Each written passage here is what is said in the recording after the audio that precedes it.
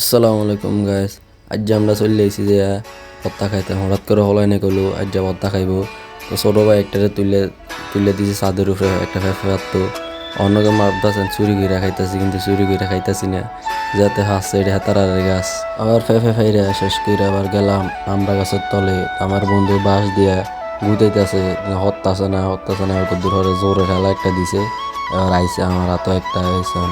আমরা অনেক বড় ছিল, তো এবার কদ্দুর হরাতে গুতা আর গুতা এবার হরে না। এবার আমি কইলাম বেটা তোর দ্বারা এডি হইতো না।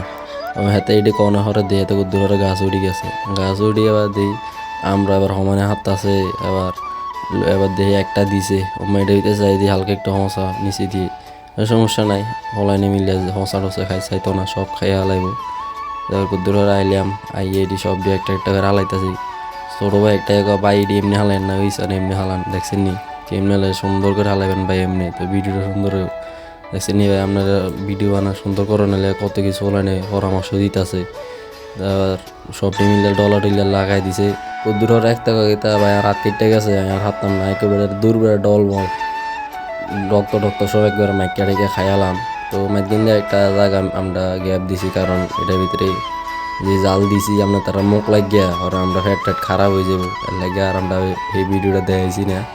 এক দেখো আর এই এবার তুলে আর বত্তারি লইয়া দুধ দিতাম মারে ঘরের ভিতরে অনলাইন চালাক হয়ে গেছে সবটি এসে। তো এই রুমে তো করণ তোরা বেটা সে অনেকে স্যাপ মেরে দেয়, অনেকে দুধ দিয়ে লইয়া দুধ দেয়। তো গ্যাস শেষমেশ আমরা আপনার শেষের খানাটা চেষ্টা দেখাইতে পারতাম না, কারণ হয়তো আপনারা লোল পড়ে যেতেছে। তাড়াতাড়ি কমেন্ট বক্সে জানান কি কি খাইতে চান।